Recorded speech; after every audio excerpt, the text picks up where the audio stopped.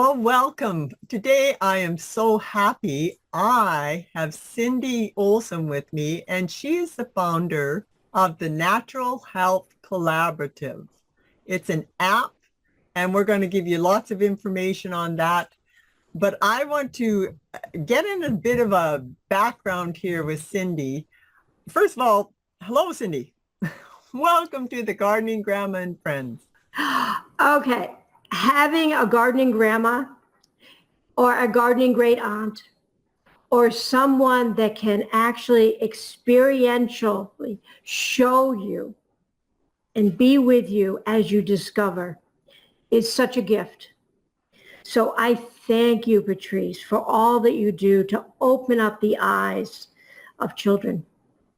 Yeah. That is the most important thing that humans can do for one another. Okay, so Cindy, I know I've heard your story and how you were growing up with the all these natural foods and healing medicines, and tell us a little bit about your background there and why you're so enthused about natural health, going back to nature. Give us a little bit of your background story there. Well, I didn't actually think it was going back to nature. I thought nature was part of me from the very beginning. I transplanted my first plant when I was 2 years old with my great aunt, who was from Sweden, and cold weather didn't bother her, so it was early April. And when I was done, she said, now you should eat the flower. And I said, what was it? Right? Because I didn't know at that point. And she said, it's a violet. And to this day, violets are my favorite flowers. You don't have to candy them, even though I did that for years. You can just eat them straight off the plant. And throw them in your salads, and they're so colorful, and I always say, like, they're happy little faces. They're just absolutely. They're kind of like northern orchids. Yeah.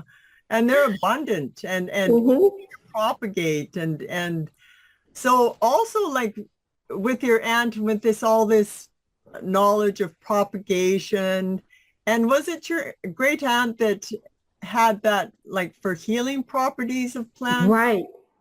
Yeah. She not only basically had a little tiny farm, because she had a cow, and that was kind of weird in Connecticut. But she also really had an excellent herb garden, and she would grow, everything that she could. The amazing thing was she decided that she was going to teach me about a plant every time she saw me. Oh, beautiful. And that was a fantastic way to get someone excited. And she would always do something with the plant. So maybe she made a salve, right? Wow. Maybe she would make a tincture, right? She taught me all the methods of making home remedies before I even knew that was a thing. Yeah. That is so beautiful to have someone like that in your life and to pass on that knowledge. It seems like a lot of that has just been lost. Like, we don't even think that how important it is to pass on this knowledge that of natural remedies or the different edible plants, and like, I know I live right in the boreal forest here, and so that's a very important part for me is to know what plants are edible, and it's kind of like my food security, because I know there'll always be something out there you can eat, and that I won't have to go hungry. The store shelves can be bare, but if I got my garden and the forest with the abundance, I'll be okay. Absolutely. And the other thing that she really conveyed to me without actually saying it was that if I was connected to the soil and connected to all the plants around me, that I would always be healthy. Yeah. And it's healthy not just of the body, which is obviously very important. You know, lots of kids at school would get sick for long periods of time and everything like that. And I was always going, and no matter what bug was going around, it didn't make a difference to me. Yeah. Having that healthy immune system, hey? And Right. And the other thing is that it emotionally, right, helps you. Flowers, right, they're very smart and they know what you need. So I eat nasturtiums now every morning and they're kind of spicy. So if you're not used to them, just take a little part of the petal, right? And they come in all sorts of different colors. they're so vibrant. And you know, it's funny, Absolutely. a lot of the restaurants, they'll put those nasturtiums, well, not a lot because they're not use them, but they'll put them as like a garnish at the side of the dish, but put them right in your salad. They're not just There you go. they're to eat. And see these beautiful, that is a beautiful leaf, I think. That's Yeah. a nasturtium leaf. Yeah. And they get to be very big sometimes, but that also makes really good pesto. Yes, that's what I thought of when you were saying that. Yep. But it can be, you know, stir fried in all sorts of different ways, right? Cut it up, Okay, chop, I never put tried it on stir things. frying them. That's Yeah. interesting. But With a little garlic. here, I Mm. was thinking another thing that makes really good pesto that I have lots in my garden is the Mm-hmm. chickweed. It's a weed and it grows, but it makes lovely pesto. It really does. You know, And I mean, pine nuts are getting expensive. I don't know if you collect any pine nuts where you are. they're very tiny here. We get the pine pollen I'll collect, but the pine, it's a different type of tree, so they're very tiny. Yeah. So unfortunately, that's gotten expensive. But I think that you can basically use a lot of different types of grains and a lot of different types of nuts. So whatever is in season, make sure you buy a lot of those nuts Yeah. if you don't have a nut tree yourself. But the other thing is stems. A lot of people say you can't eat stems. All right. Yeah, they're a little bit harder and stuff like that. But you know, chop this up, put it in a food processor or something like that. I also kind of use it I would use an onion, the bottom of the dish. Yeah. And that's one of the things that I learned from my great aunt because she liked to be outside all the time. She had to make food and she didn't want to spend a lot of time doing it. Okay. You Ah, know? yeah, I had heard Well, about you with your how people can actually eat really healthily and quickly. That's what a lot of the time people just like, oh, I don't have time for doing all this home cooking and you know, and they reach for convenient food. right. And so tell us your secret.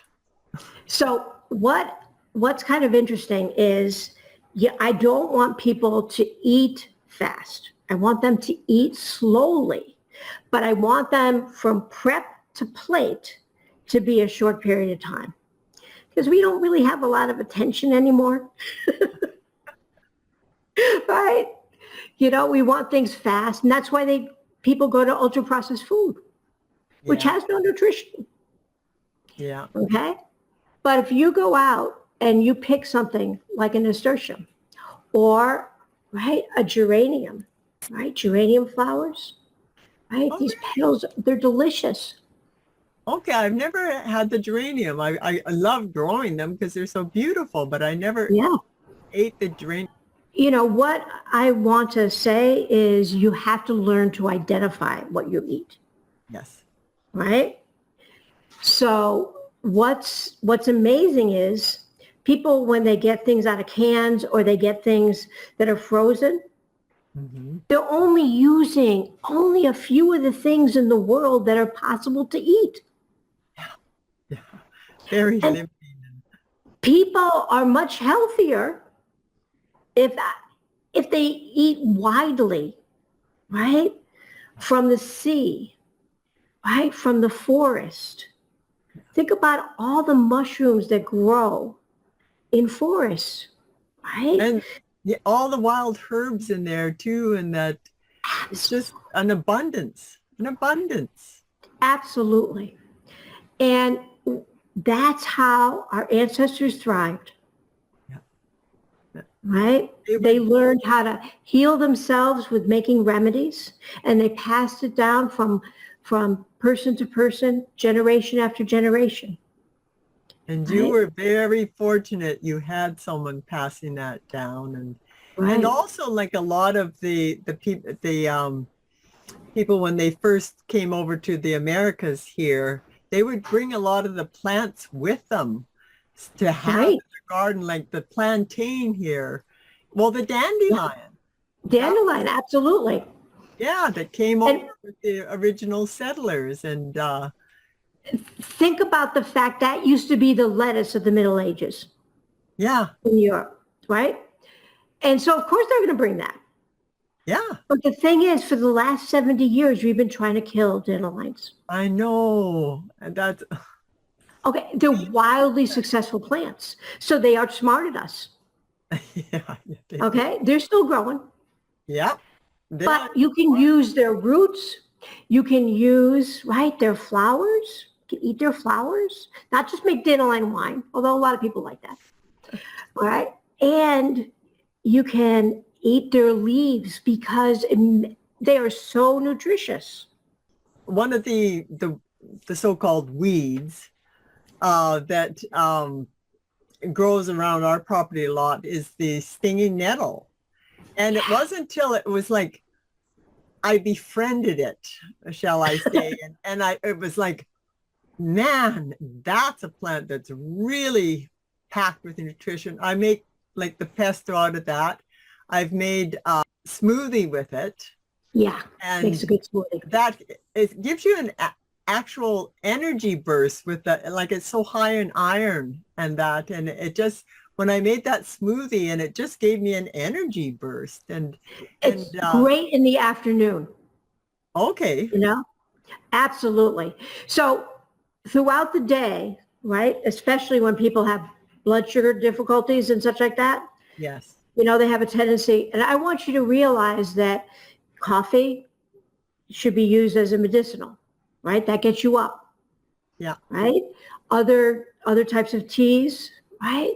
But there are so many plants that when I'm feeling tired, I'll say, oh, I better eat some of that.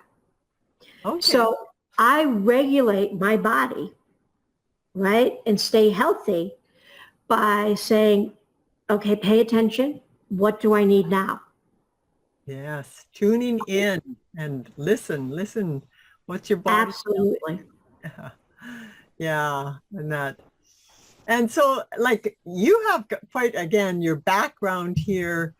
You actually started out in New York creating community gardens. Yes, I had the greatest job ever. I was a community special projects coordinator for the Brooklyn Botanic Garden. So I got to go out to different places. And this was in the early 80s, and community gardens, had been a thing. They were called allotment gardens in Yeah, England, and they're called victory gardens during the Second World War. yeah. But there were lots and lots of buildings that had been torn down in Brooklyn, Okay. and they were coming back. But the lots sometimes would just stay languishing for decades, right? And that would bring all the people that were fixing up the houses, it would bring down the real estate values. Right. So think about this. So the Brooklyn Botanic Garden, which is really known for its children's garden, Okay. right? And, they've been doing that for decades and decades. They said, how are we going to, help people around the garden? So there were a couple empty lots, and we started there. And, I was just trying to deal with, kids, but parents wanted to do it. Then I got a van, and then I could drive around. Wow. And I was a girl from Connecticut. I didn't know one neighborhood from another, you know? So I kind of found empty lots by a lot in what we would consider not good neighborhoods. And this was during the crack epidemic. But I said, listen, we have all this space. And right now they're putting out rat poison, and that's expensive. Right? And it's hurting the kids. Yeah. So believe it or not, I could go to the, New York City and say, hey, listen, we could make gardens here. We just, we could put a fence. We can use the fire hydrants and get some, hose from that. Oh, And yep, that's what we started doing. wow. And then it became a whole big movement. Other people were doing it in other parts of the city. So I helped in the Bronx on rooftops. Oh, Right? yeah. Any space, hey? Exactly. But all during this time, I was living in a basement. No. Okay. So I was like, what am I going to grow? So I learned to grow under lights. Yes, that was when fluorescent bulbs were there. Yeah, yeah. Right. They're fine for. Absolutely. Okay. And then I made a vermiculture hotel. And what I mean by that was, I had different trays, but I had a ladder next to it so I could feed them. Then I started asking people for their Wow. leftovers, Yeah, right? Because I couldn't feed them enough. you don't have dirt in the basement, but there you put the worms to work and they Yeah, scraps into soil, beautiful soil. yeah. Beautiful. People so quickly will just throw out all the vegetable scraps and it ends up in the landfills when it can be turned into compost and beautiful, beautiful soil and A lot of cities have green bins, right, where you put the green stuff in. So there's no reason to just put it in the trash. yeah. And my neighbor, she has quite a large grassed area. And so she was throwing it in the like we have garbage bins, great big Yeah. garbage bins. And I said, that's gold. That's gold. So she said, I said, I'll take it. Just leave it beside the bin and I'll pick it up. And so I've got a great big, huge pile of the grass clippings now. But at the end of our fall season, because like we've got the snow and the freeze up here, I live up in Saskatchewan, Canada. But when I've taken all my garden out and then I layer this grass clippings all over it to feed the soil for next year's growth. And it's just perfect because it keeps the weeds down. Yeah. And the weeds are just plants that you don't want in that area. And Right. so it keeps the weeds down there and it's breaking down by the growing season. It's all broke down and fed the soil. My soil's full of earthworms that have been, breaking it up and making it into the soil. And daughter-in-law, she collects all from the neighborhood, all the leaves. Like people again, they're gonna throw it in the dump there, and It makes a wonderful mulch. So in Connecticut, one of the things my great aunt Boya taught me was that she wanted to grow a fig. And it was kind of on the edge there, the whole zone thing. But she would pile up all the leaves around the fig. And it lasted for years and it got bigger and bigger. And she would keep pruning it to keep it a little smaller. But, you got to think of the natural world as we can learn from it. We can mimic. We can co-create. Right? Yeah. So another plant that I love is called the amaranth. I learned about it because when I was working in Brooklyn, I didn't really have a lot of money in the budget to put a lot of plants in, things like that. So I had to find good survivors. And I also knew that amaranth, right, has great leaves, right? They can come in different colors. right? This is the same variety, but it was in a little different place. Now, okay, this is a little ripped and everything. So do not get upset when you go out in the garden and you see a few rips or this or that. Just wash it off, put it in the pan, okay? It's good for you, Yeah. We right? use the wild pigweed. It's in the same family. Exactly. Yeah. But this is an ancient grain. So I don't know if you can see that, but I stuck them on my finger. Yeah. Yeah.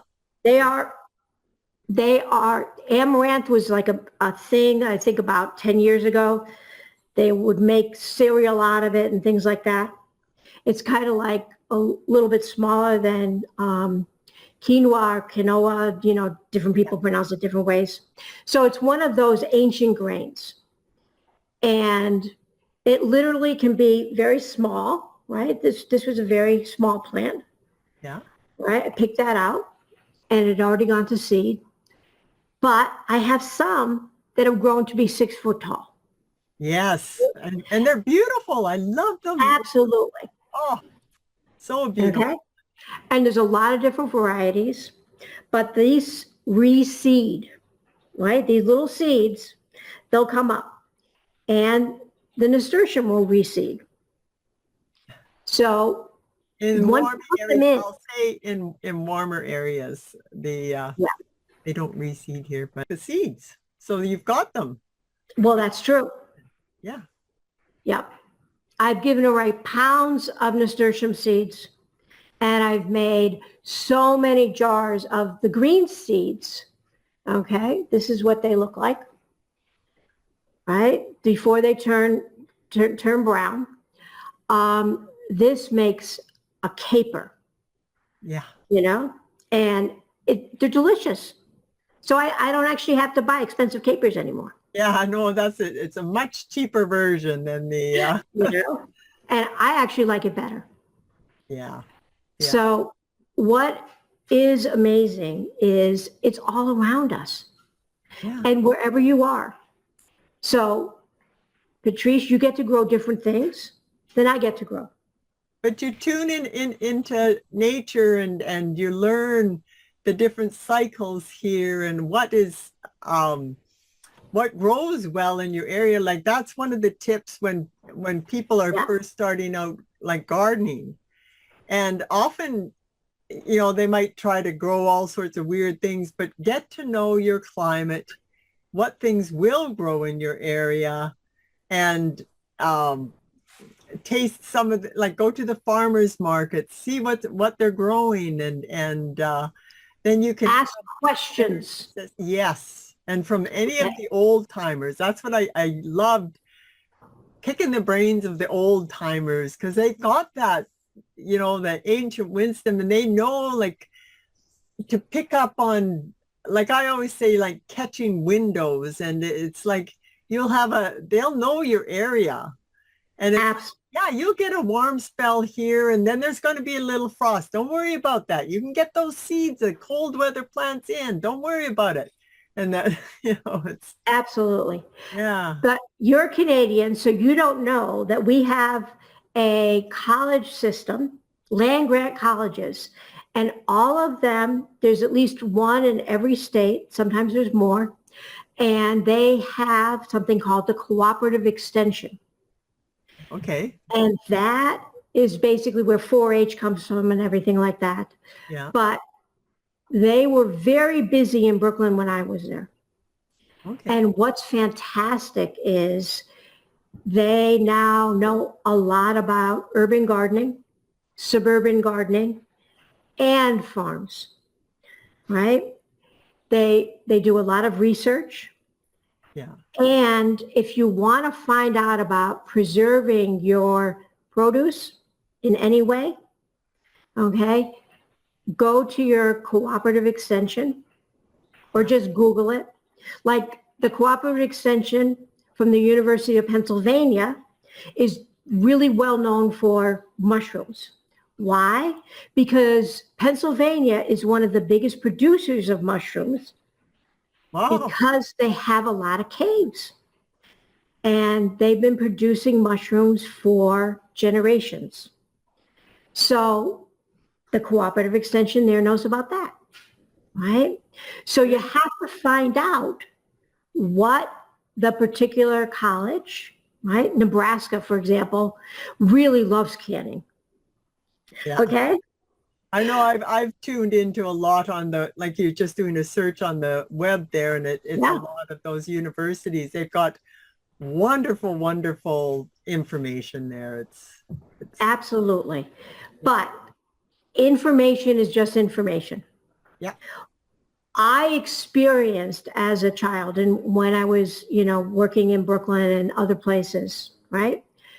What it's like to open people's eyes, yes. Give right? them Because that. my eyes were opened Yeah, and I realized, okay, I have a lot here that is just basically broken houses, right? Brownstones that were just knocked down in place. yeah, So what was I going to do? There wasn't really any soil, yeah. right? So I had to have almost like ecology teaches you that certain things grow in succession. That's what I would Yeah. do Okay, to build up, let to nature build start up the to build up soil, compacted soil and right? I build used into, not just sledgehammers, yeah. right? I used to get jackhammers to Oh, start gardens, literally.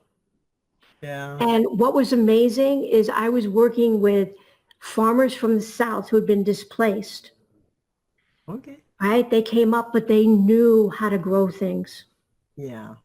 That's right? it's that knowledge. And I was teaching and they were teaching 10-year-olds, 11-year-olds, right?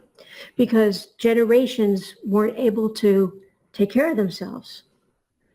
So what came out of that was a place of refuge. No violence ever happened in the gardens. And we had the greatest parties ever. Yes, with real good food. That's one thing Absolutely. that, it's just wonderful, like the gardens and the community.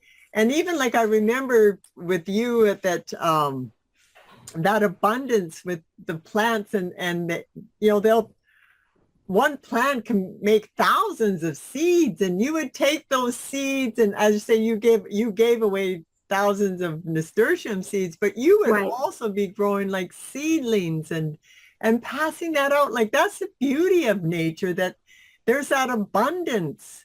And that's always my wish, if people start to garden so they can experience that abundance and have lots for them to share, to enjoy, but also to share. It's like really, I think that's really in the garden is when I got that Mhm. switch to really experiencing that abundance that comes from nature. And there's Absolutely. definitely, there's enough for everyone if we, And what's amazing on those lots, you would think there wouldn't be any earthworms that came, right?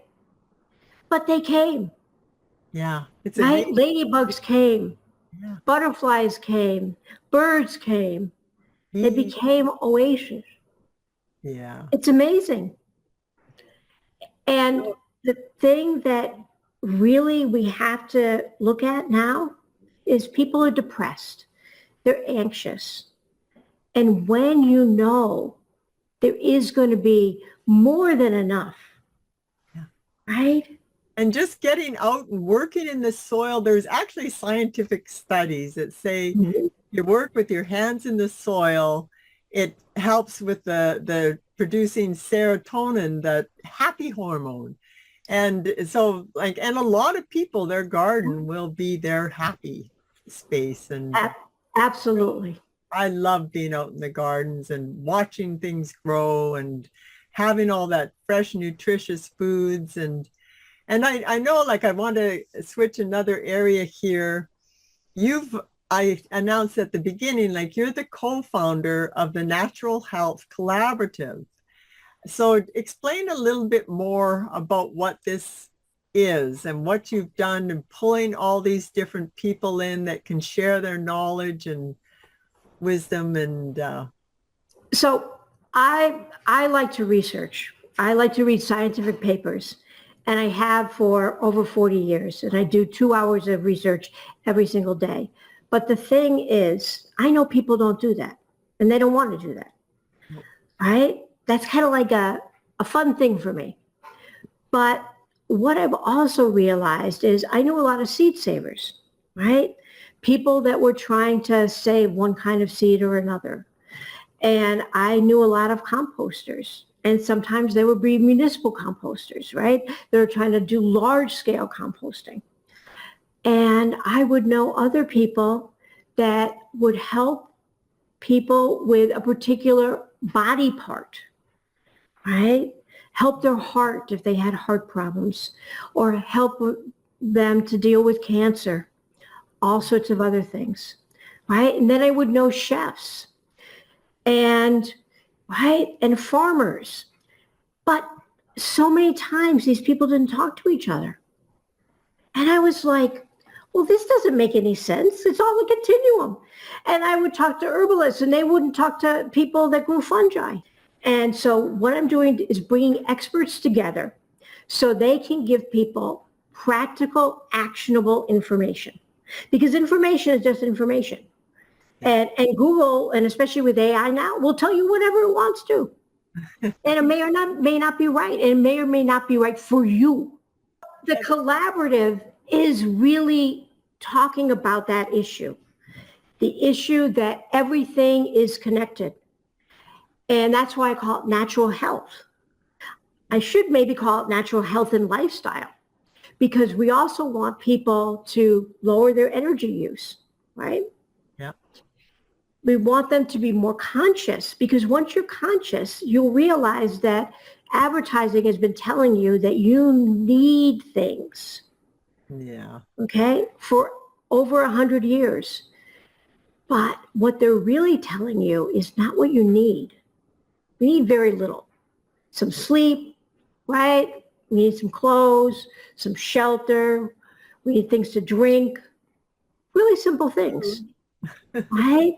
We need companionship, Yes. right? But what are they telling you? You need a new car. Those are desires put there, right? So the collaborative has a particular alignment with the rest of the planet. We want people to learn from each other. We have people from all over the world. That's what I love it about that. I live in the boreal forest here in Canada, Right. but there's a member that lives in the boreal forest over in Russia, Yeah. with it. And it's just lovely that all these different people that you've pulled together in such a wide variety and range of their expertise. And so how could people, if they wanted to find this, it's an app.